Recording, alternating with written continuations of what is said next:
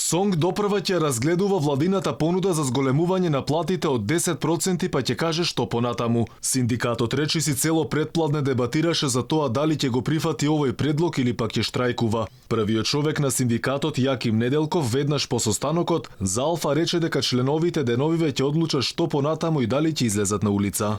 До крајот на идната недела очекуваме писмени извештаи од сите синдикални организации кои што ќе кажат дали ја прифаќаат ова понуден пакет на зголемување на плати од април за 10% или се отфрла. Во случај да се отфрли, тогаш ние ќе носиме одлука согласно записниците, а веројатно така ќе биде и пристапување кон генерален штрајк, се до исполнување на нашите барања. Ресорниот министер за образование беше во СОНГ додека синдикалците ги пеглаа своите ставови. Вели дека би било добро предлогот да го прифатат за учениците да не изостануваат од часови.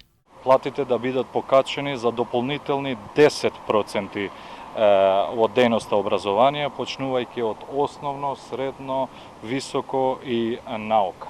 Инаку синдикатот за образование, наука и култура организираше предупредувачки штрајк на првиот училишен ден, а почетокот на учебната година го започна со еден ден за доцнување. Инаку првичното барање беше зголемување на платите од 25%.